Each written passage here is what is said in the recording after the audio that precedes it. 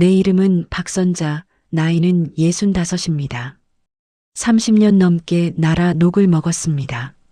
무슨 거창한 수사과장 같은 건 아니고 동네 파출소에서 술주정뱅이 아저씨들 등짝 두들겨 집에 보내고 가출한 중학생들 찾아다 순대국밥 처먹이며 타이르고 민원실에서는 할머니들 하소연 들어드리며 등기부등본 떼어주던 그런 경찰이었습니다. 남들은 말단이라고 할지 몰라도 저는 그 30년 세월이 나름 자랑스럽습니다. 하늘 같은 남편은 10년 전 먼저 좋은 곳으로 갔습니다. 가기 전에 그래도 연금 나오는 마누라 덕에 굶지는 않겠다며 농담을 던지던 사람이었는데 막상 혼자가 되니 그 농담이 그렇게 고마울 수가 없었습니다. 지금은 방 2칸짜리 작은 아파트에서 금쪽 같은 내 새끼, 하나뿐인 딸 지혜만 바라보며 살고 있습니다. 지혜는 고등학교 국어 선생님입니다. 애가 착하고 마음이 비단결 같아서 탈이지요.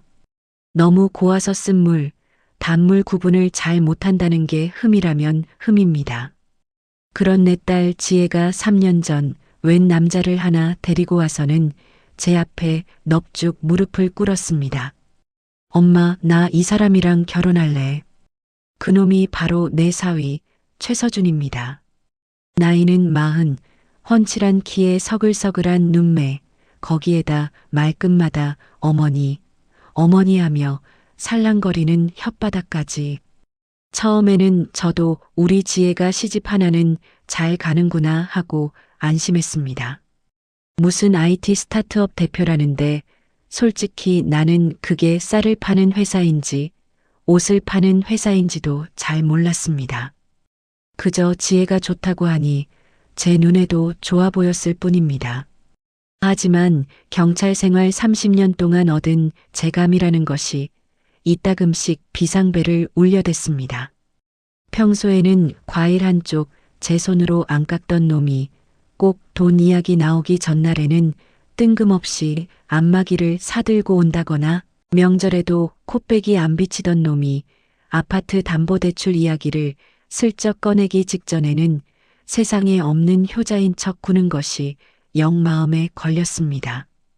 꼭 족제비가 닭장 앞에서 알짱거리는 것 같은 느낌이랄까요? 사건이 터지기 석 달 전, 그날도 그랬습니다. 토요일 오후 노인정에서 김 여사, 이 여사랑 땀나게 화투를 치고 있는데 현관문 비밀번호 누르는 소리가 들렸습니다. 이 시간에 올 사람은 지혜밖에 없는데 웬일로 사위놈의 목소리가 들려왔습니다. 어머니, 장모님, 사위 왔습니다. 문을 열고 들어서는 최서준의 양손에는 무슨 보따리가 한가득이었습니다. 최고급 한우 세트에 포장지만 봐도 비싸 보이는 홍삼 진액까지. 저는 저도 모르게 화투패를 내려놓으며 물었습니다. 아니, 최서방. 자네가 어쩐 일인가? 오늘 해가 서쪽에서 떴나? 에이, 장모님. 사위가 장모님 댁에 오는데 날 잡고 와야 합니까? 그동안 회사 일이 바빠서 자주 못 찾아뵌 게 죄송해서요. 놈은 그렇게 말하며 땀을 닦는 신용까지 했습니다. 아주 연극이 따로 없었습니다. 식탁에 한우를 내려놓은 최서준은 짐짓 심각한 표정으로 제 낡은 아파트를 둘러보았습니다. 어머니, 집이 너무 낡았습니다. 제가 얼른 돈 많이 벌어서 저기 강남의 창문만 열면 한강이 쫙 보이는 그런 아파트로 모셔야 하는데 조금만 기다려 주십시오. 저는 속으로 퍽이나 하고 콧방귀를 뀌었습니다. 저놈의 조금만 소리를 들은 지가 벌써 3년째였습니다. 지혜가 부엌에서 과일을 깎아내오자 최서준은 기다렸다는 듯 본론을 꺼냈습니다. 아, 맞다. 어머니, 제가 용한 한의원을 알아냈지 뭡니까? 어머니 혈압 높으신 거, 그거에 아주 직방이라고 해서 약을 좀 지어왔습니다. 놈이 내민 것은 짙은 갈색 액체가 담긴 약 파우치 뭉치였습니다. 파우치에는 붓글씨로 기운찬 한의원이라고 쓰여 있었습니다. 처음 들어보는 이름이었습니다. 고맙네, 최서방. 나까지 신경 써주고. 저는 고맙다고 말하며 약을 받아들었지만 눈은 약봉지를 스캔하고 있었습니다. 그런데 이상했습니다. 한약이라면 을에 나는 씁쓸한 냄새 끝에 아주 미세하게 소독용 알코올 같은 냄새가 섞여 있는 것 같았습니다. 제 오랜 경찰의 감이 이건 뭔가 잘못됐다고 아우성을 치기 시작했습니다. 그날 밤 저는 최서준이 돌아간 뒤 약 파우치 하나를 뜯어 냄새를 다시 맡아보았습니다. 역시나 이상한 냄새가 났습니다. 저는 그 약을 싱크대에 붓고 물을 틀어 흘려보냈습니다. 그리고 다음 날부터 최서준에게는 꼬박꼬박 약을 잘 챙겨 먹는 척 연기를 시작했습니다. 어이구, 최서방. 자네가 지어준 약 먹고 요즘 기운이 펄펄 나네. 회춘이라도 할 것 같아. 전화기 너머로 최서준의 목소리가 눈에 띄게 밝아졌습니다. 그러십니까, 어머니? 다행입니다. 꾸준히 잘 챙겨 드셔야 합니다. 저는 그놈의 들뜬 목소리를 들으며 확신했습니다. 저 약에는 분명 무언가 꿍꿍이가 있었습니다. 그때부터였습니다. 제가 사위라는 가면을 쓴 저 족제비 같은 놈의 진짜 얼굴을 파헤치기로 마음먹은 것은 말입니다. 그렇게 위험한 줄다리기는 이미 시작되고 있었습니다. 저는 놈을 속이고 놈은 저를 속이면서 말입니다. 사위놈이 가져온 정체불명의 한약을 꼬박꼬박 변기통에 부어버린 지 한 달쯤 지났을 때였습니다. 이제는 놈이 전화해서 어머니, 약 드시고 어떠세요? 라고 물으면 저는 아이고 말도 마라. 어제는 노인정 화투판을 내가 다 휩쓸었다. 약 기운 덕인가 보다라며 너스레를 떠는 경지에 이르렀습니다. 제 연기가 통한 것인지 아니면 다른 계획이 생긴 것인지 최서준은 새로운 제안을 하나 들고 나타났습니다. 그날은 지혜와 함께 저녁을 먹으러 저희 집에 들렀습니다. 최서준은 갈비찜을 뜯으며 능청스럽게 운을 뗐습니다. 어머니, 그리고 여보. 내가 생각 좀 해봤는데 우리 요즘 너무 삭막하게 산 것 같아. 지혜가 동그란 눈으로 남편을 쳐다보며 물었습니다. 삭막하다니? 뭐가? 아니, 맨날 일집. 이러다 마음의 병이라도 들겠어. 그래서 말인데 우리 주말에 바람이나 쐬러 가는 거 어때? 내가 아주 기가 막힌 곳을 예약해뒀거든. 놈이 휴대폰을 쓱 밀어 제 앞에 보여주었습니다. 화면에는 강원도 깊은 산속에 그림같이 자리 잡은 독채 펜션 사진이 떠 있었습니다. 통나무로 지은 2층짜리 집에 넓은 마당에는 바비큐 시설까지 완벽하게 갖춰져 있었습니다. 우와, 여보, 여기 너무 좋다. 진짜 여기 예약한 거야? 지혜는 17살 소녀처럼 신이 나서 팔짝 뛰었습니다. 저는 펜션 사진보다 그 사진을 보여주는 최서준의 얼굴을 유심히 뜯어보았습니다. 웃고는 있었지만 눈은 웃고 있지 않았습니다. 마치 사냥감을 구석으로 모는 사냥개의 눈빛이었습니다. 그럼 우리 장모님 모시고 지혜랑 셋이서 오붓하게 고기도 구워 먹고 맑은 공기도 마시고 생각만 해도 좋지 않아? 제가 선뜻 대답을 안 하자 지혜가 제 팔을 붙잡고 졸랐습니다. 엄마 가자. 응? 나 요즘 학교 일 때문에 스트레스 받아서 머리가 터질 것 같았단 말이야. 가서 엄마랑 맛있는 것도 해 먹고 밤새 수다도 떨자. 딸의 얼굴을 보니 차마 내 서방이 수상해서 싫다는 말이 목구멍까지 차올랐다가 다시 내려갔습니다. 제가 망설이는 기색을 보이자 최서준이 쐐기를 박았습니다. 어머니, 걱정 마십시오. 운전부터 장보기, 고기 굽는 것까지 이 사위가 다 알아서 모시겠습니다. 어머니는 그냥 몸만 오셔서 편하게 쉬시다 오시면 됩니다. 저는 속으로 생각했습니다. 내 놈이 차려놓은 밥상에 몸만 오라는 게 꼭 제삿밥 받아 먹으러 오라는 소리처럼 들리는 건 왜일까? 하지만 딸의 간절한 눈빛을 외면할 수는 없었습니다. 결국 저는 못 이기는 척 고개를 끄덕였습니다. 알았다, 알았어. 내들이 그렇게 원하는데 늙은이가 뭘 더 바라겠냐? 가자가. 야호! 신난다. 지혜는 아이처럼 좋아했고 최서준은 만족스러운 미소를 지으며 제 어깨를 주물렀습니다. 저는 그 손길이 마치 구렁이가 제 몸을 감는 것처럼 섬뜩하게 느껴졌습니다. 여행을 떠나기로 한 금요일이 되었습니다. 저는 만일을 대비해 몇 가지 준비를 했습니다. 우선 파출소에서 근무할 때 들고 다니던 아주 작은 녹음기를 가방 깊숙한 곳에 챙겼습니다. 그리고 평소보다 혈압약을 이틀치 더 챙기고 겉옷 주머니에는 유사시에 쓸 호신용 스프레이도 몰래 넣었습니다.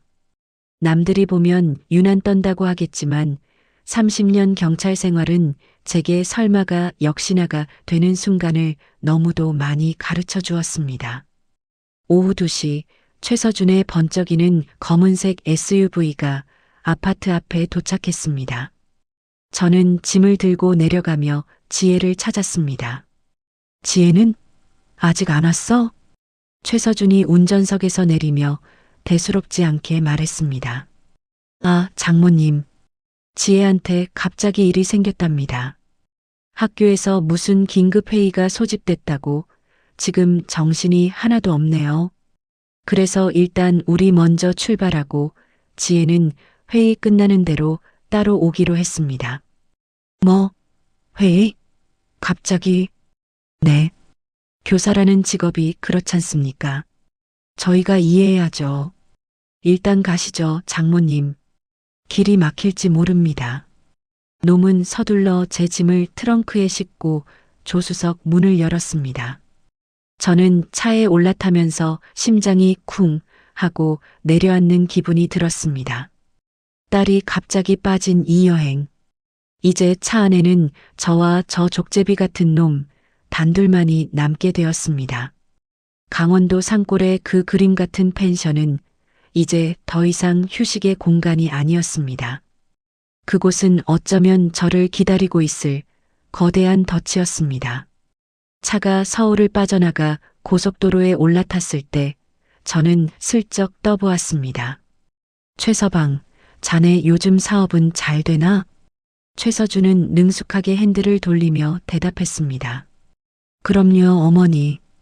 지금 진행하는 프로젝트 하나가 대박 조짐을 보입니다.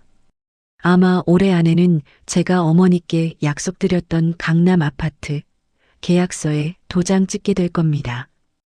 허허. 놈의 웃음소리가 차 안에 울려 퍼졌습니다. 저는 창밖으로 빠르게 스쳐 지나가는 풍경을 보며 생각했습니다. 강남 아파트가 아니라 나를 보낼 좋은 곳 계약서에 먼저 도장 찍게 생겼구나, 이놈아. 차는 점점 더 깊은 산속을 향해 달리고 있었습니다. 그리고 제 심장 소리도 차의 속도만큼이나 빠르게 뛰기 시작했습니다. 서울을 벗어나 1시간 반쯤 달렸을까, 차는 익숙한 고속도로를 벗어나 꼬불꼬불한 국도로 접어들었습니다. 창밖 풍경은 온통 푸른 산과 밭뿐이었습니다. 휴대폰을 꺼내보니 서비스 지역이 아님이라는 글자가 선명했습니다. 문명의 세계와 완전히 단절된 곳으로 빨려 들어가는 기분이었습니다. 최서준은 마치 제 마음을 읽기라도 한 듯 신이 난 목소리로 말했습니다.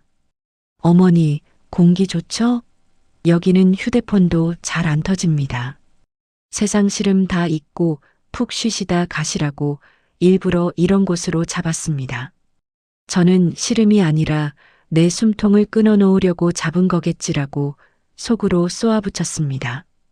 놈은 뭐가 그리 신나는지 운전하는 내내 콧노래까지 흥얼거렸습니다. 그 모습이 어찌나 꼴 보기 싫던지 저는 눈을 감고 자는 척했습니다. 또 1시간을 달려 차는 마침내 외딴 펜션 앞에 멈춰 섰습니다. 사진에서 본 것과 똑같은 그림 같은 통나무 집이었습니다. 하지만 제 눈에는 그 집이 동화 속 과자로 만든 집처럼 나를 유인해 잡아먹으려는 마녀의 집으로만 보였습니다. 자, 도착했습니다. 어머니, 피곤하시죠? 짐은 제가 옮길 테니 먼저 들어가 계십시오. 최서준은 트렁크에서 짐을 내리며 땀까지 뻘뻘 흘렸습니다. 저렇게 힘쓰는 모습은 3년 만에 처음 보는 광경이었습니다. 저는 놈의 과한 친절을 애써 무시하며 펜션 안으로 들어섰습니다. 내부는 온통 나무 향으로 가득했고 1층 거실의 넓은 창으로는 푸른 산새가 한눈에 들어왔습니다. 경치 하나는 기가 막혔습니다. 어머니, 방은 2층에 잡아놨습니다. 전망이 훨씬 좋습니다. 저는 삐걱거리는 나무 계단을 밟고 2층으로 올라갔습니다. 2층에는 침실 2개와 작은 거실, 그리고 바깥 풍경을 볼 수 있는 넓은 테라스가 있었습니다. 최서준이 제 짐을 방에 내려놓으며 말했습니다. 어머니, 저는 저녁 준비해야 하니까 잠시 쉬고 계십시오. 바비큐 기가 막히게 준비해 오겠습니다. 놈은 콧노래를 부르며 1층으로 내려갔습니다. 저는 방문을 닫고 침대에 걸터 앉았습니다. 심장이 쿵쾅거렸습니다. 진정하자, 박선자. 호랑이 굴에 들어왔어도 정신만 차리면 산다. 저는 스스로를 다독이며 자리에서 일어났습니다. 그리고 조심스럽게 테라스로 나갔습니다. 테라스에는 나무로 된 테이블과 의자가 놓여 있었습니다. 그 너머로 설치된 나무 난간은 어른 허리춤까지 오는 높이였습니다. 저는 난간에 가까이 다가가 유심히 살폈습니다. 경찰 생활 30년, 그중 절반은 사건 현장에서 보냈습니다. 제 눈은 보통 사람들이 그냥 지나치는 사소한 것들을 찾아내는데 단련되어 있었습니다. 역시나 이상한 점이 눈에 띄었습니다. 난간을 지탱하는 기둥 중 하나가 미세하게 흔들렸습니다. 저는 허리를 숙여 난간 아랫부분을 살펴보았습니다. 세상에, 난간과 바닥을 고정하는 굵은 나사 3개 중 2개가 거의 다 풀려 있었습니다. 손으로 돌려보니 그냥 쑥 빠져버렸습니다. 그리고 난간 기둥 아랫부분에는 무언가에 긁힌 듯한 희미한 톱질 자국까지 남아 있었습니다. 만약 술이라도 한 잔 걸치고 밤에 이곳에 기대어 별이라도 본답시고 몸을 기댔다가는 난간과 함께 좋기 5미터는 될 법한 아래 자갈밭으로 곤두박질 칠 것이 뻔했습니다. 등골이 서늘해졌습니다. 이놈이 보통 작정한 게 아니구나. 저는 떨리는 손으로 휴대폰을 꺼내 풀려있는 나사와 톱질 자국을 여러 각도에서 찍었습니다. 소리가 나지 않도록 무음으로 설정하는 것도 잊지 않았습니다. 명백한 증거였습니다. 그때 1층에서 최서준의 목소리가 들렸습니다. 장모님, 어디 계십니까? 저는 황급히 휴대폰을 주머니에 넣고 태연한 척 의자에 앉았습니다. 여기 있네, 테라스에. 경치가 좋구먼. 최서준이 쟁반에 음료수 2잔을 받쳐들고 2층으로 올라왔습니다. 놈은 제 옆에 오렌지 주스를 내려놓으며 물었습니다. 여기 괜찮죠? 마음에 드십니까? 좋아. 아주 좋아. 자네 덕에 늙은이가 호강하네. 저는 아무것도 모른다는 듯이 웃어 보였습니다. 최서준은 만족스러운 표정으로 난간 쪽으로 다가가더니 제가 발견한 그 헐거운 난간을 손으로 툭툭 치며 말했습니다. 근데 이 난간은 좀 낡았네요. 위험하니까 너무 기대지는 마십시오, 어머니. 기가 막혔습니다. 제 손으로 함정을 파놓고 제 입으로 위험하니 조심하라고 말하는 저 뻔뻔함. 족제비도 낯짝이 있다는데 저놈은 그 족제비보다 한 수 위였습니다. 저녁 시간이 다가오고 최서준은 1층 마당에서 바비큐 준비를 시작했습니다. 숯에 불을 피우고 고기를 굽는 냄새가 2층까지 올라왔습니다. 저는 테라스 의자에 앉아 놈의 일거수일투족을 감시했습니다. 한시도 눈을 뗄 수가 없었습니다. 그때였습니다. 1층 거실 소파 위에 놓여있던 최서준의 차키 꾸러미가 눈에 들어왔습니다. 놈은 고기를 굽느라 정신이 없었습니다. 지금이다. 저는 조용히 1층으로 내려갔습니다. 그리고 잽싸게 차키를 집어들고 펜션 밖으로 나갔습니다. 최서준의 검은색 SUV는 바로 앞에 주차되어 있었습니다. 저는 혹시 모르니 차 안에 또 다른 증거가 있을지도 모른다고 생각했습니다. 조수석 문을 열고 글로브 박스를 열어보았습니다. 자동차 등록증과 보험 서류 따위가 전부였습니다. 실망하고 차 문을 닫으려는데 운전석과 조수석 사이에 컵홀더에 꽂혀 있던 최서준의 휴대폰이 눈에 들어왔습니다. 바로 그 순간 휴대폰 화면이 번쩍 켜지며 진동이 울리기 시작했습니다. 화면에는 발신자 이름이 선명하게 떠 있었습니다. 내 사랑 영미. 심장이 철렁했습니다. 영미? 누구지? 딸 지혜의 이름이 아니었습니다. 저는 떨리는 손으로 통화 버튼을 눌렀습니다. 그리고 아무 말도 하지 않은 채 귀에 휴대폰을 바싹 갖다 댔습니다. 수화기 너머에서 콧소리가 잔뜩 섞인 젊은 여자의 목소리가 들려왔습니다. 오빠, 왜 이렇게 늦게 받아? 일은 잘 돼가? 그 할망구 아직 쌩쌩해? 여자의 목소리를 듣는 순간 온몸의 피가 차갑게 식는 것 같았습니다. 할망구라니. 저를 두고 하는 말이 틀림없었습니다. 저는 숨을 죽이고 계속 들었습니다. 오빠 계획대로만 하면 되는 거지? 그 할망구 앞으로 들어놓은 보험금, 그거 받으면 우리 진짜 결혼하고 저기 하와이 가서 사는 거야? 나 믿어도 되는 거지? 오빠가 그 마누라랑 바로 이혼하고 나한테 올 거라고 약속했잖아. 저는 저도 모르게 입을 틀어막았습니다. 보험금, 이혼, 그리고 내연녀. 모든 퍼즐 조각이 한순간에 맞춰졌습니다. 이놈이 노리는 것은 제 목숨과 그 뒤에 따라올 사망 보험금이었습니다. 그리고 제 딸 지혜는 이 모든 계획이 끝나면 버려질 존재였던 겁니다. 저는 황급히 제 가방에서 작은 녹음기를 꺼냈습니다. 그리고 휴대폰 스피커에 녹음기를 바싹 갖다 댔습니다. 수화기 속 여자는 계속해서 짓거리고 있었습니다. 그러니까 오빠 실수하면 안 돼. 최대한 자연스럽게, 알지? 술 먹고 발 헛디뎌서 사고 난 것처럼 꾸며야 돼.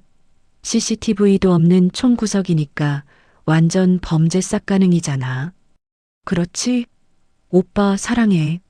일 끝나면 바로 전화해. 통화가 끊겼습니다. 저는 잠시 그 자리에 얼어붙어 있었습니다. 손에 들린 녹음기가 묵직하게 느껴졌습니다. 이것은 이제 단순한 의심이 아니었습니다.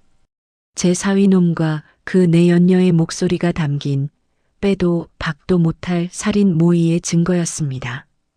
그때 등 뒤에서 숯불 타는 냄새와 함께 최서준의 목소리가 들려왔습니다. 어머니, 거기서 뭐 하십니까? 고기 다 익었습니다. 저는 화들짝 놀라 뒤를 돌아보았습니다. 최서준이 집게를 든 채 저를 향해 걸어오고 있었습니다.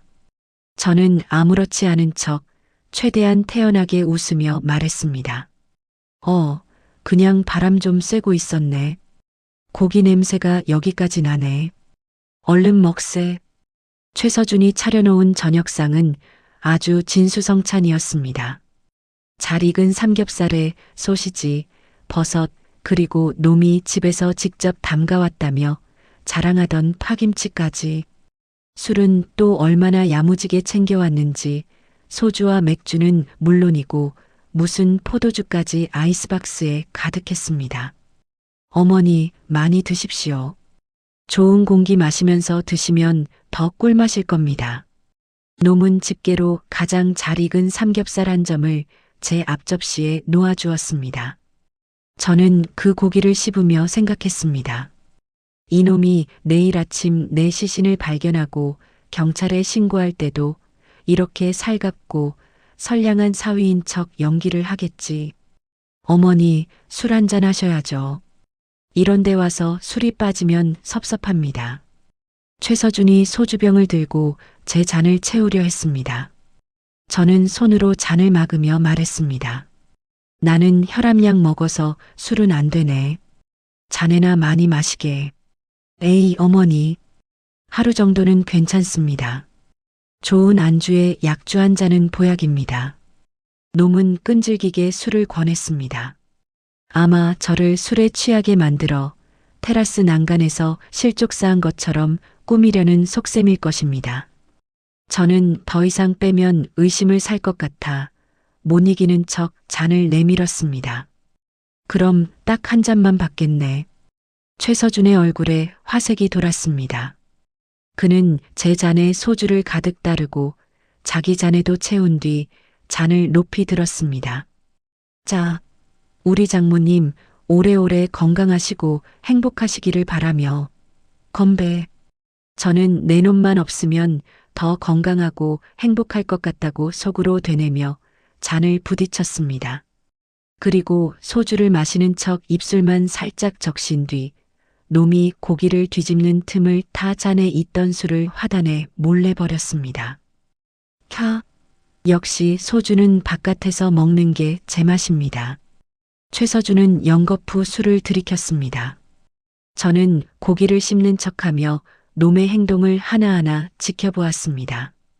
술을 마실수록 놈의 얼굴은 점점 벌개졌고 말수도 많아졌습니다. 평소에는 하지 않던 회사 자랑부터 시작해서 군대에서 축구한 이야기까지 밑도 끝도 없는 자기 자랑이 이어졌습니다. 어느덧 해가 지고 주위는 칠흑 같은 어둠에 잠겼습니다. 펜션 마당에 켜진 희미한 전구 불빛과 바비큐 그릴의 숯불만이 주위를 밝혔습니다. 최서준은 벌써 소주 한 병을 다 비워가고 있었습니다. 저는 이제 슬슬 때가 되었다고 직감했습니다. 아니나 다를까 최서준이 비틀거리며 자리에서 일어났습니다. 어머니, 이제 슬슬 정리하고 들어갈까요? 이 차는 저기 2층 테라스에서 시원한 바람 맞으면서 하시죠. 제가 기가 막힌 포도주를 가져왔습니다. 올 것이 왔습니다. 놈이 드디어 저를 그 난간이 있는 테라스로 유인하기 시작했습니다. 저는 일부러 살짝 취한 척 혀가 꼬인 목소리로 말했습니다. 어이구, 나는 벌써 취기가 오르네.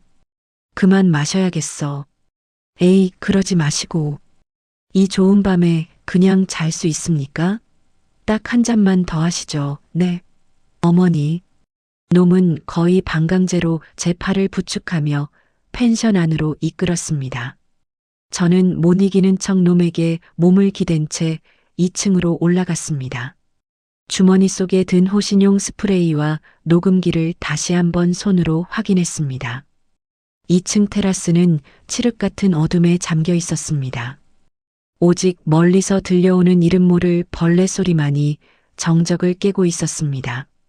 최서준은 저를 테라스 테이블 의자에 앉히고는 자기가 가져온 포도주 병을 땄습니다. 어머니, 이 포도주가 아주 비싼 겁니다. 한 모금만 마셔보시면 머리가 맑아지실 겁니다. 놈은 투명한 유리잔에 붉은 포도주를 따라 제 앞에 놓았습니다. 그리고 자기 잔에도 가득 따른 뒤 제 옆에 바싹 다가앉았습니다. 술 냄새가 확 풍겨왔습니다. 어머니, 제가 사실은 할 말이 있습니다. 놈의 목소리가 낮게 깔렸습니다. 무슨 할 말? 제가 요즘 회사가 좀 어렵습니다. 사실은 많이 어렵습니다. 갑자기 밑도 끝도 없는 고해성사였습니다.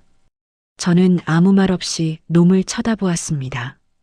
최서준은 제 반응을 살피며 말을 이었습니다. 그래서 말인데 어머니, 혹시 저 좀 도와주실 수 없겠습니까? 지혜 몰래 어머니 아파트 담보로 조금만. 기가 막혀서 헛웃음이 나왔습니다. 사람을 죽이려고 작정한 놈이 마지막 순간까지 돈 타령을 하고 있었습니다.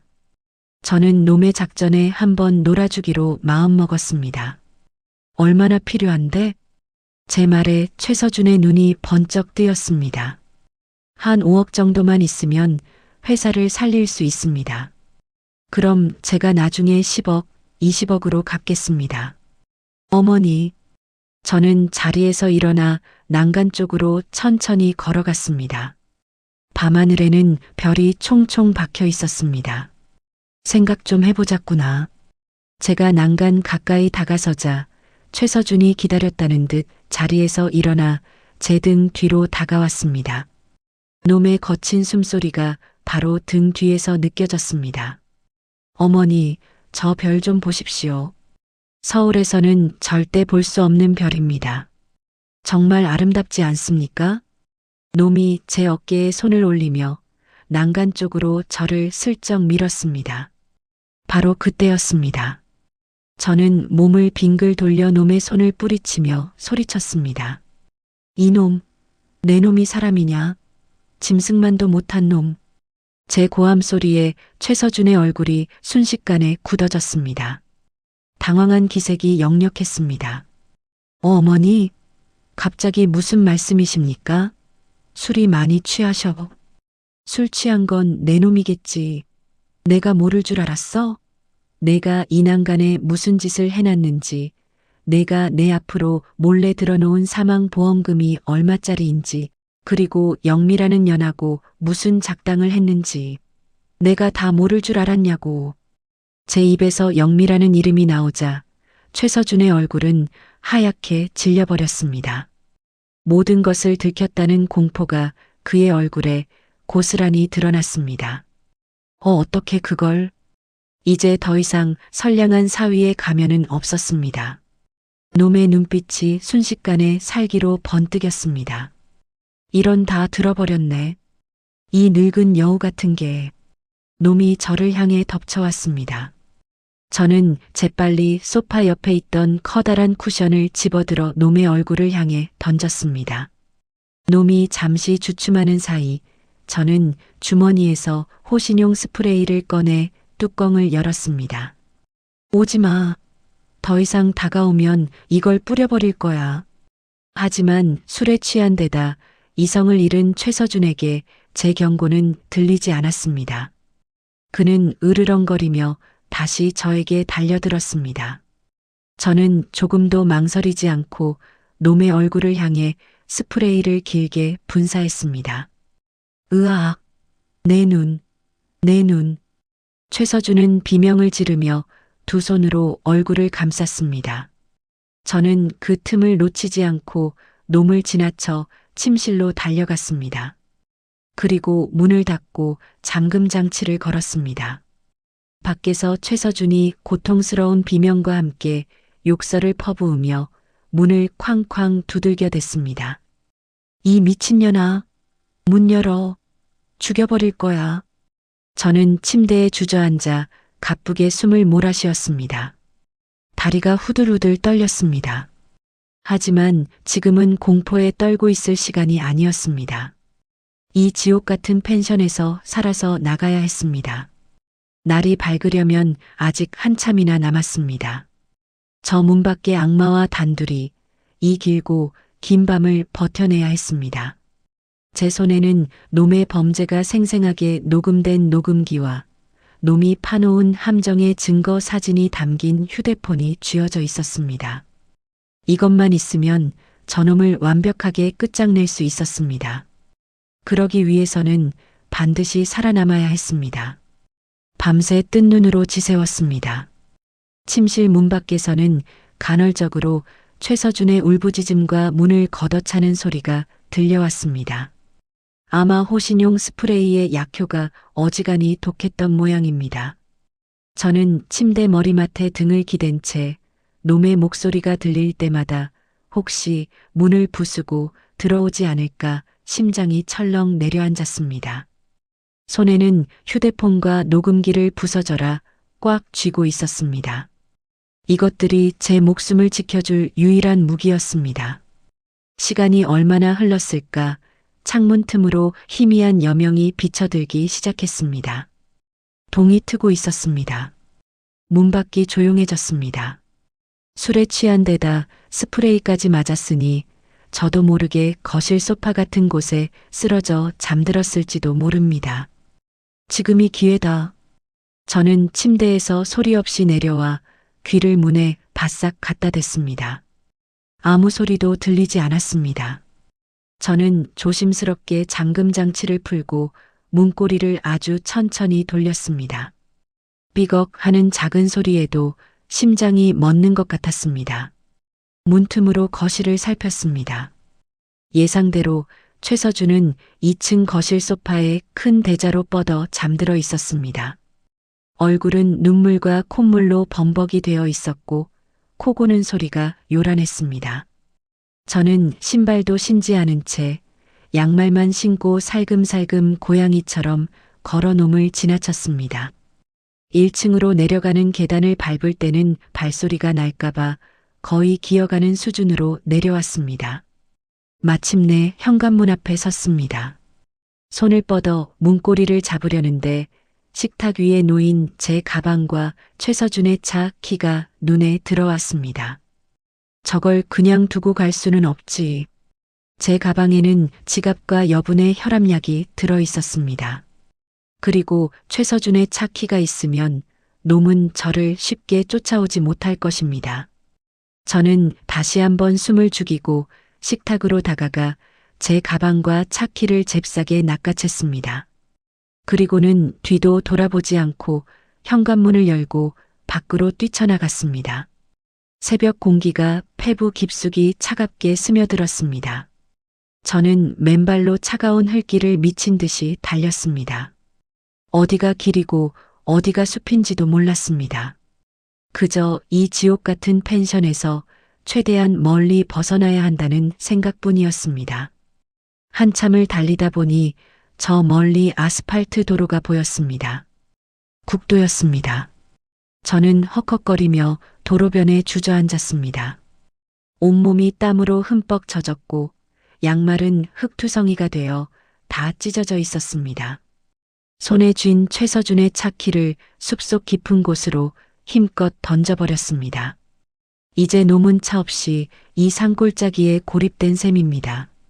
얼마나 지났을까 저 멀리서 트럭 한 대가 헤드라이트를 켠 채 다가오는 것이 보였습니다. 저는 마지막 힘을 다해 자리에서 일어나 도로 한가운데로 뛰어들며 두 팔을 흔들었습니다. 살려주세요. 제발 좀 세워주세요. 기익. 트럭이 급정거하며 제 바로 앞에 멈춰 섰습니다. 운전석에서 인상 좋은 아저씨가 얼굴을 내밀며 소리쳤습니다. 아니, 아줌마. 이 새벽에 미쳤소? 죽으려고 환장했어. 저는 거의 울다시피 하며 트럭 문을 붙잡고 매달렸습니다. 아저씨, 죄송합니다. 제발 저 좀 태워주세요. 서울 가는 방향이면 어디든 괜찮아요. 제발이요. 제 꼴이 어지간히 흉하고 절박해 보였는지 아저씨는 잠시 망설이다가 조수석 문을 열어주었습니다. 일단 타쇼. 뭔 일인지는 모르겠지만 사람 하나 살리는 셈 칩시다. 저는 구세주를 만난 것처럼 트럭에 올라탔습니다. 아저씨는 제게 따뜻한 커피까지 건네주며 물었습니다. 대체 뭔 일이요? 부부싸움이라도 하고 뛰쳐나온 거요? 저는 차마 사실대로 말할 수 없어 얼버무렸습니다. 네, 뭐 비슷한 겁니다. 죄송합니다. 트럭은 서울을 향해 달리기 시작했습니다. 저는 창밖으로 점점 멀어지는 강원도의 푸른 산을 보며 안도의 한숨을 내쉬었습니다. 살았습니다. 이제 반격의 시간만이 남았습니다. 서울에 도착하자마자 저는 곧장 서초 경찰서로 향했습니다. 예전 파출소에서 같이 근무했던 이만수 형사가 지금은 그곳 강력팀장으로 있다는 소식을 들었기 때문입니다. 10년 만에 만난 이 형사는 듬성듬성해진 머리카락만큼이나 세월의 흔적이 느껴졌지만 사람 좋은 눈웃음은 여전했습니다. 아이고, 박 선배님, 이게 얼마만입니까? 명예퇴직하시고 아주 얼굴이 폈다는 소문만 들었는데 어쩐 일이십니까? 저는 이 형사가 내준 믹스커피를 단숨에 들이켜고 밤새 겪었던 일을 하나도 빼놓지 않고 털어놓았습니다. 처음에는 농담처럼 듣던 이 형사의 얼굴은 제가 녹음 파일을 재생하고 휴대폰으로 찍은 난간 사진을 보여주자 심각하게 굳어졌습니다. 이거 보통 일이 아니네요, 선배님. 이 형사는 녹음 파일과 사진을 자기 컴퓨터로 옮기며 말했습니다. 일단 선배님은 집에 가서 푹 쉬십시오. 이건 제가 오늘 중으로 바로 수사 착수하겠습니다. 사위분 휴대폰 위치 추적부터 해서 통화 내역, 계좌까지 싹 다 뒤져보겠습니다. 이 형사 고맙네. 정말 고맙네. 별 말씀을요. 선배님한테 제가 신세 진 게 얼만데요. 걱정 마시고 결과 나오는 대로 바로 연락드리겠습니다. 저는 이 형사에게 구비신사를 하고 경찰서를 나섰습니다. 든든한 아군을 얻은 기분이었습니다. 이제 남은 것은 하나뿐인 딸, 지혜에게 이 모든 사실을 알리는 것이었습니다. 집에 도착하니 지혜가 소파에 앉아 초조한 얼굴로 저를 기다리고 있었습니다. 제가 현관문을 열고 들어서자 지혜는 울상이 되어 달려왔습니다. 엄마, 어디 갔다 이제 와.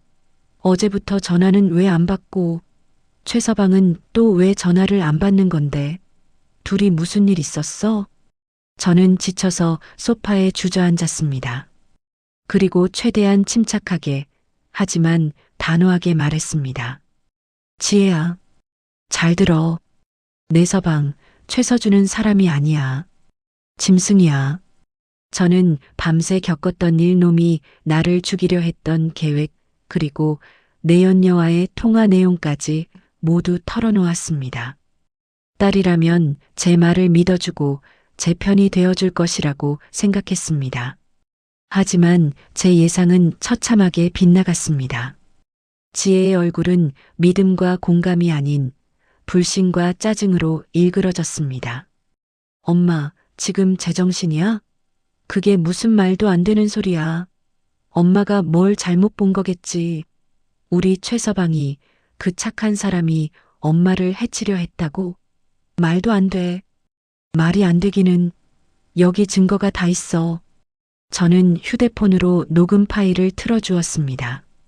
최서준과 내연녀의 목소리가 거실에 울려 퍼졌습니다. 하지만 지혜는 귀를 막으며 소리쳤습니다. 안 들어. 듣기 싫어. 이거 다 조작이야. 엄마가 우리 최서방 미워해서 우리 두 사람 갈라놓으려고 일부러 이러는 거지. 그렇지? 기가 막혔습니다.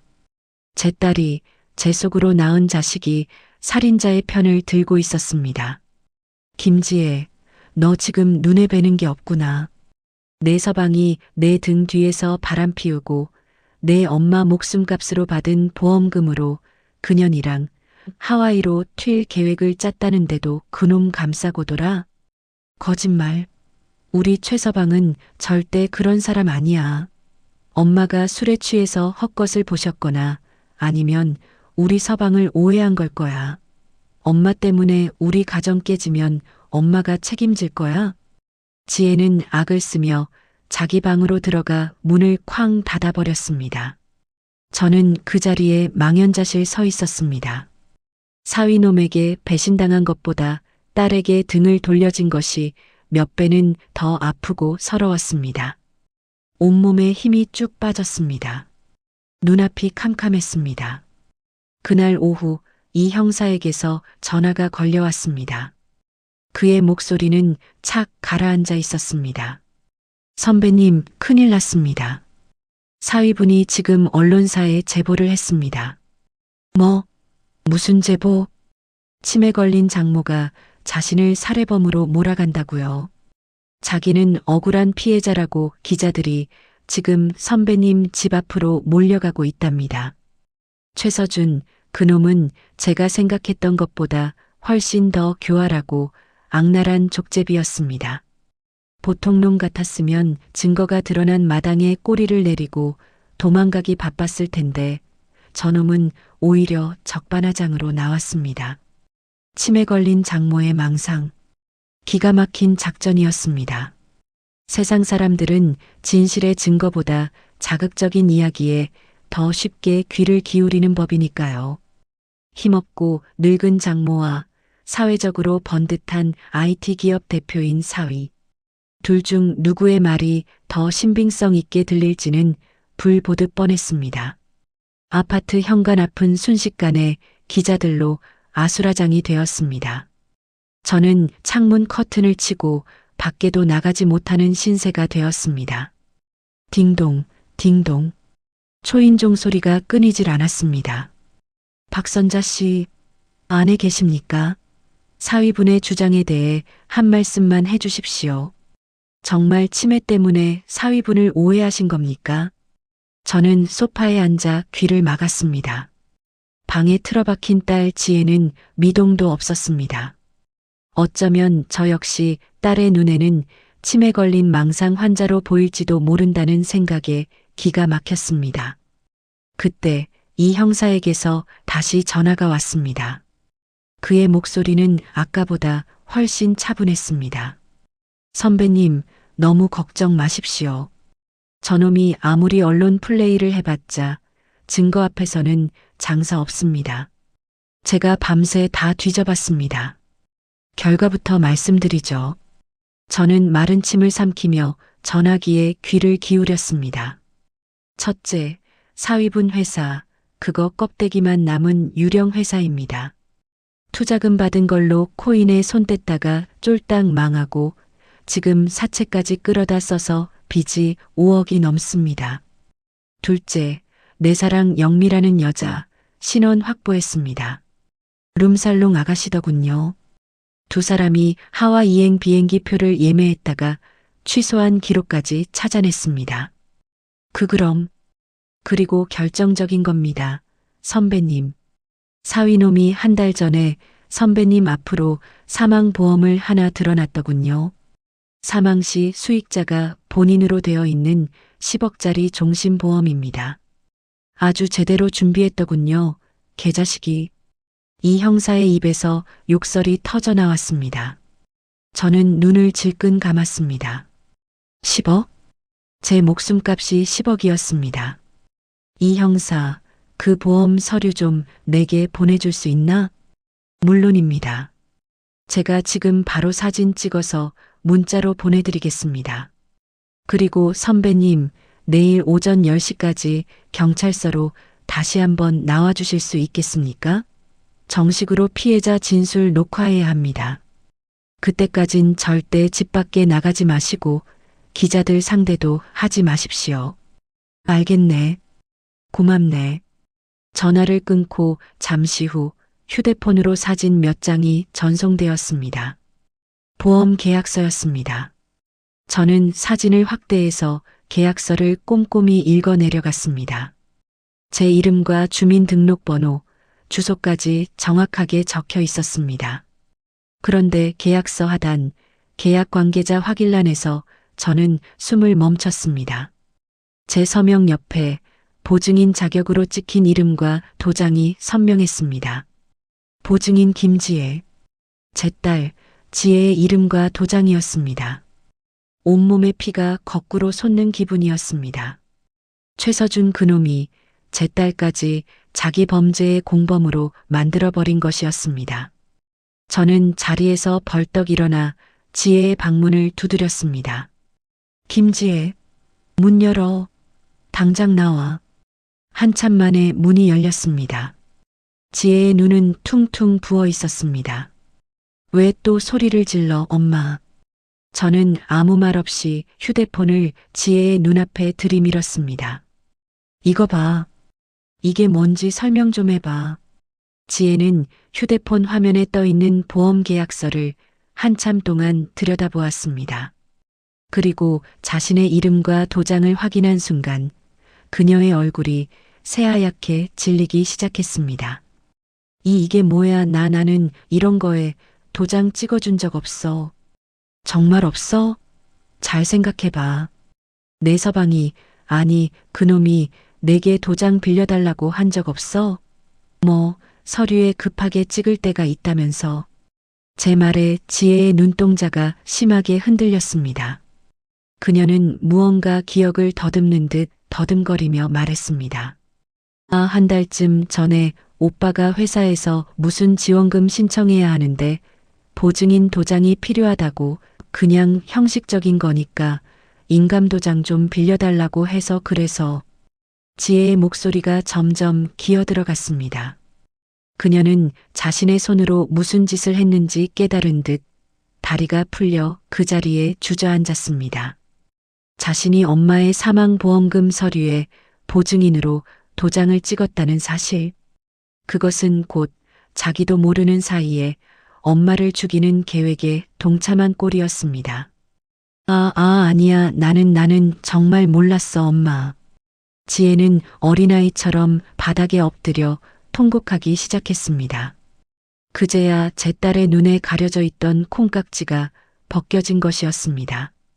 남편에 대한 맹목적인 믿음이 얼마나 끔찍한 결과를 가져왔는지 온몸으로 깨닫고 있었습니다. 저는 우는 딸의 등을 말없이 내려다보았습니다. 마음 한구석이 아려왔지만 지금은 동정심에 빠져 있을 때가 아니었습니다. 일어나, 김지혜. 울고 있을 시간이 없어. 저는 차가운 목소리로 말했습니다. 내가 찍은 도장, 내가 책임져야지. 내 서방, 아니 그 살인자 놈을 내 손으로 잡아야 이 끔찍한 악몽을 끝낼 수 있어. 지혜는 눈물 젖은 얼굴로 저를 올려다보았습니다. 그녀의 눈에는 더 이상 불신과 원망이 아닌 깊은 후회와 공포, 그리고 복수심이 뒤엉켜 있었습니다. 제 딸은 그렇게 하룻밤 사이에 철없는 아내에서 복수를 꿈꾸는 피해자로 변해가고 있었습니다. 우리 모녀의 길고 긴 반격은 바로 그 눈물의 순간부터 진짜 시작이었습니다. 다음 날 저와 지혜는 나란히 이 형사 앞에 앉았습니다. 밤새 울어 퉁퉁 부은 눈을 한 지혜는 자기가 어떻게 남편에게 속아 보험 서류에 도장을 찍게 되었는지 상세하게 진술했습니다. 자기 손으로 직접 쓴 진술서에는 남편을 향한 배신감과 분노가 고스란히 담겨 있었습니다. 이 형사는 모든 진술을 듣고 난 뒤 결심한 듯 말했습니다. 이제 증거는 차고 넘칩니다. 당장 체포영장 발부받아서 잡아넣을 수 있습니다. 하지만 이 형사는 저와 지혜를 번갈아 쳐다보며 말을 이었습니다.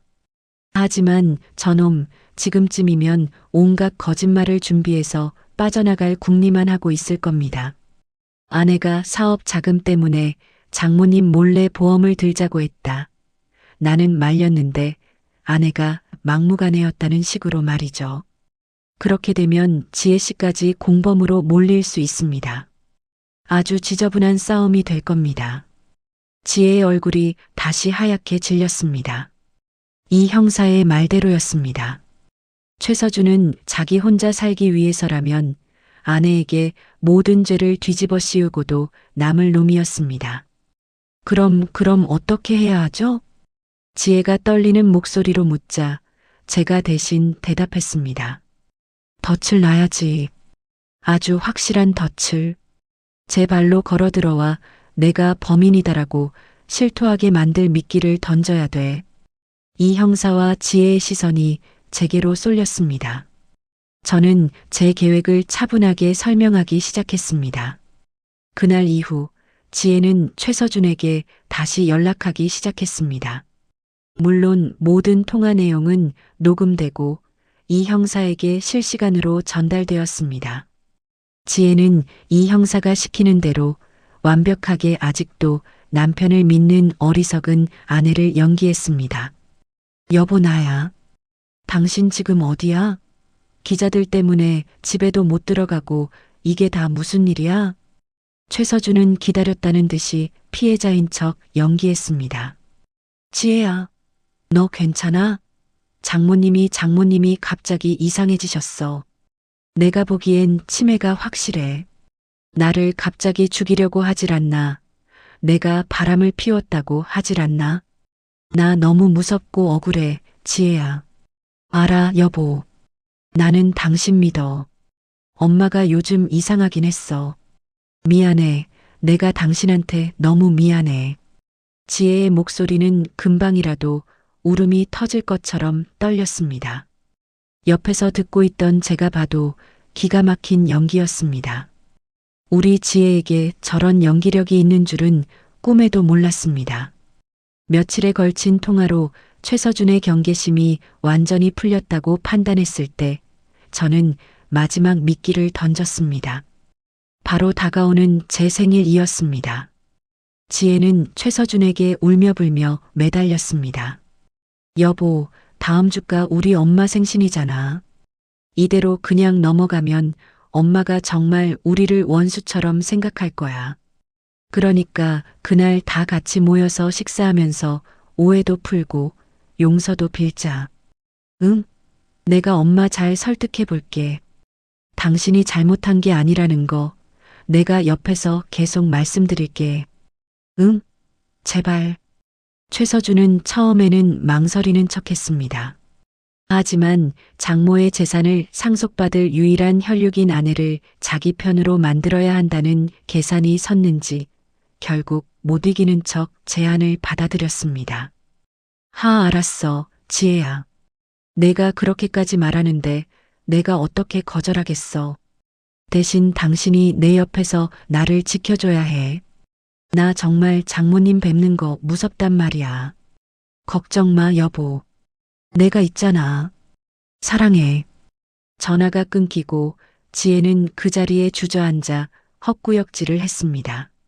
사랑하는 남편을 속이고 그를 파멸의 구렁텅이로 몰아넣는 자신의 처지가 견디기 힘들었을 것입니다. 저는 그런 딸의 등을 조용히 두드려 주었습니다. 약속한 생신날 저녁, 우리는 강남의 한 고급 한정식집 룸을 예약했습니다. 저희 쪽에서는 저와 지혜, 그리고 제 남동생 내외가 참석하기로 했습니다. 물론 남동생에게는 아무것도 모르는 척 순수하게 제 생신을 축하하는 자리인 것처럼 연기해달라고 신신당부했습니다. 그리고 그 한정식집의 옆방에는 이 형사를 비롯한 강력팀 형사 4명이 손님인 척 위장한 채 대기하고 있었습니다. 모든 덫은 완벽하게 설치되었습니다. 이제 족제비가 덫 안으로 제 발로 걸어 들어오는 일만 남았습니다. 저는 오랜만에 곱게 화장을 하고 가장 아끼는 외출복을 꺼내 입었습니다. 오늘은 제 66번째 생일날이자 한 짐승의 가면을 벗겨내는 심판의 날이었습니다. 강남의 번쩍이는 한정식집 룸 안에는 숨막히는 긴장감만이 감돌았습니다. 넓은 테이블의 양끝에 저와 지혜, 단둘이 앉아 있었습니다. 우리는 마치 전쟁을 앞둔 장수처럼 아무 말 없이 서로의 눈빛만을 교환했습니다. 바로 그때였습니다. 룸문이 스르륵 열리며 최서준이 아주 비싼 양복을 쫙 빼입고 들어섰습니다.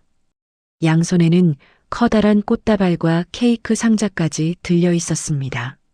며칠 만에 본 놈의 얼굴은 언론 인터뷰 때보다 더 반들반들해 보였습니다. 아이고, 장모님. 지혜야, 많이 기다렸지? 생신 진심으로 축하드립니다. 장모님. 놈은 제 앞에 꽃다발을 내밀며 90도로 허리를 숙였습니다.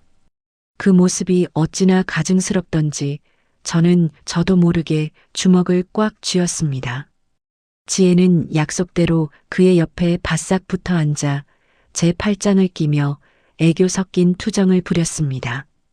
오빠는 주인공보다 더 늦게 오면 어떡해. 엄마가 얼마나 기다렸는데. 미안해, 자기야. 오는 길에 차가 너무 막혀서. 장모님, 다시 한번 죄송합니다. 그리고 정말 축하드립니다. 최서준은 시종일관 자상하고 억울한 사위 역할을 완벽하게 소화해냈습니다. 제게는 끊임없이 반찬을 집어주고 지혜의 머리를 쓰다듬으며 다정한 남편인 척 연기했습니다. 옆방에서 이 모든 대화를 듣고 있을 이 형사를 생각하니 이 코미디 같은 상황에 헛웃음이 나올 지경이었습니다. 식사가 거의 끝나갈 무렵 놈이 준비해온 케이크에 불이 붙여졌습니다. 자, 우리 예쁜 아내가 장모님을 위해 생신 축하 노래를 불러드려야지. 최서준의 선창에 맞춰 지혜가 떨리는 목소리로 노래를 시작했습니다. 사랑하는 우리 엄마 생신 축하합니다. 노래가 끝나고 제가 촛불을 불어 끄는 순간 저는 결심했습니다. 이제 이 지긋지긋한 연극을 끝낼 시간이라고. 저는 자리에서 일어나 두 사람의 술잔에 술을 채웠습니다. 그리고 제 잔을 높이 들었습니다. 자, 한 잔밖에들. 오늘 내 생일이라고 이렇게 둘이 챙겨주니 참 고맙구먼. 특히 최서방, 그동안 내가 오해해서 정말 미안했네. 제 사과에 최서준의 얼굴에 안도와 승리감이 교차하는 것이 보였습니다. 놈은 의기양양하게 잔을 들었습니다. 아닙니다, 장모님. 저야말로 죄송합니다. 이제 오해가 풀렸으니 앞으로는 제가 장모님과 우리 지혜 평생 행복하게 해드릴 일만 남았습니다. 바로 그때였습니다. 저는 제 휴대폰을 꺼내 테이블 중앙에 놓았습니다. 그리고 스피커폰으로 설정한 뒤 통화 버튼을 눌렀습니다. 이 형사. 지금 들어오게. 제 말이 떨어지기 무섭게 룸문이 활짝 열렸습니다. 사복 차림의 이 형사와 건장한 형사 3명이 들이닥쳤습니다. 최서준의 얼굴은 하얗게 질렸고 손에 들고 있던 술잔을 테이블 위로 떨어뜨렸습니다. 쨍그랑 잔이 깨지는 소리가 방 안에 날카롭게 울려 퍼졌습니다. 최서준 씨? 이 형사가 묵직한 목소리로 그의 이름을 불렀습니다. 최서준은 자리에서 벌떡 일어나 더듬거리며 말했습니다. 이게 무슨 짓입니까? 장모님, 지혜야, 이게 다 뭐냐고. 놈은 저와 지혜를 번갈아 보며 악을 썼습니다. 마치 모든 것을 저희가 꾸민 일이라는 듯이. 저는 그런 놈을 차갑게 쳐다보며 말했습니다. 이게 뭐냐고? 내 놈이 한 짓을 세상에 알리는 일이지. 무슨 말씀이신지 모르겠습니다. 저는 억울합니다. 저 치매 걸린 노인네가. 놈의 말이 채 끝나기도 전에 이 형사가 그의 앞으로 다가가 서류 한 장을 눈앞에 들이밀었습니다. 최서준 씨, 당신을 살인미수, 보험사기 및 사문서 위조 혐의로 긴급 체포합니다. 이건 체포영장입니다. 거짓말. 증거 있어? 내가 그랬다는 증거 있냐고. 최서준이 발악하자 저는 제 가방에서 작은 녹음기를 꺼냈습니다. 그리고 재생 버튼을 눌렀습니다. 오빠, 계획대로만 하면 되는 거지? 그 할망구 앞으로 들어놓은 보험금, 그거 받으면 우리 진짜 결혼하고. 룸 안에는 최서준과 내연녀 영미의 목소리가 생생하게 울려 퍼졌습니다. 최서준은 사색이 되어 그 자리에 주저앉았습니다. 이건 조작이야. 내가 한 말이 아니라고. 놈이 마지막 발악을 하자 이번에는 지혜가 자리에서 일어났습니다. 그녀는 눈물을 흘리고 있었지만 목소리는 얼음장처럼 차가웠습니다. 그럼 이건 어떡할 건데? 지혜가 내민 것은 보험 계약서 사본이었습니다. 당신이 나한테 형식적인 것이라며 도장 받아간 서류야. 우리 엄마 목숨값으로 10억을 받으려고 나까지 내 범죄의 공범으로 만들었어. 당신이 어떻게 나한테 이럴 수 있어. 모든 증거 앞에 최서준의 마지막 가면마저 벗겨져 내렸습니다. 그는 더 이상 아무 말도 하지 못하고 고개를 숙였습니다. 형사들이 다가와 그의 양팔을 붙잡고 수갑을 채웠습니다. 철컥 하고 수갑이 채워지는 소리가 유난히 크게 들렸습니다. 이 모든 게 다 저 늙은 년 때문이야. 내가 다 풀어버릴 거야. 김지혜, 너도 공범이야. 끌려나가는 마지막 순간까지 놈은 저와 지혜를 향해 저주를 퍼부었습니다. 룸문이 닫히고 방 안에는 무거운 침묵만이 남았습니다. 지혜는 그 자리에 주저앉아 소리 없이 눈물만 흘렸습니다. 저는 창밖으로 고개를 돌렸습니다. 화려한 강남의 야경이 눈에 들어왔습니다. 30년 경찰 생활 동안 수많은 범죄자들을 잡아넣었지만 오늘처럼 씁쓸하고 허무한 날은 없었습니다. 제 손으로 딸의 인생을 망가뜨린 짐승을 잡아넣었다는 사실이 조금도 기쁘지 않았습니다. 그 후 1년이라는 시간이 흘렀습니다. 최서준은 재판에서 모든 혐의가 인정되어 15년이라는 긴 형을 선고받고 지금은 교도소에 있습니다. 내연녀 영미 역시 범죄에 가담한 혐의로 징역 2년을 선고받았습니다. 딸 지혜는 길고 긴 이혼 소송을 마쳤습니다. 남편에게 배신당한 충격과 자신도 모르는 사이에 엄마를 위험에 빠뜨렸다는 죄책감에 한동안 많이 힘들어했습니다. 학교도 휴직하고 매일 방 안에 틀어박혀 나오지 않았습니다. 그런 딸을 보는 제 마음은 갈기갈기 찢어지는 것 같았습니다. 하지만 시간은 약이었습니다. 지혜는 심리 상담을 꾸준히 받으며 조금씩 기운을 차렸습니다. 그리고 얼마 전부터는 다시 교단에 서기 시작했습니다. 아이들을 가르치면서 예전의 밝은 모습을 되찾아가고 있습니다. 저요? 저는 여전히 이 낡은 아파트에서 연금으로 살아가고 있습니다. 달라진 것이 있다면 노인정 화투판의 타짜 박여사로 불리던 제가 이제는 사기꾼 잡는 박여사로 더 유명해졌다는 것입니다. 제 이야기가 동네에 입소문이 나면서 저를 찾아와 각종 사기 피해를 상담하는 어르신들이 부쩍 늘었습니다. 저는 제 경험을 살려 그분들의 억울한 사연을 들어주고 경찰서에 같이 가서 진정서를 쓰는 것을 도와주며 일하고 있습니다. 얼마 전에는 지혜와 함께 강원도 그 펜션이 있던 곳을 다시 찾아갔습니다. 펜션은 이미 다른 사람에게 팔려 예쁜 카페로 바뀌어 있었습니다. 우리는 그 카페 테라스에 앉아 따뜻한 대추차를 마셨습니다. 1년 전 바로 그 자리에서 벌어졌던 끔찍한 사투가 마치 먼 옛날의 악몽처럼 아득하게 느껴졌습니다. 엄마 미안해. 그리고 고마워. 지혜가 제 손을 잡으며 말했습니다. 저는 말없이 딸의 손을 마주 잡았습니다. 자식 이기는 부모 없다고들 합니다. 하지만 저는 이제 이렇게 말하고 싶습니다. 정신 못 차리는 자식과 그 배우자에게는 절대 져주면 안 된다고. 내 목숨, 내 통장, 내 인생은 그 누구도 아닌 내가 지켜야 하는 것이라고 말입니다. 그렇고 말고요.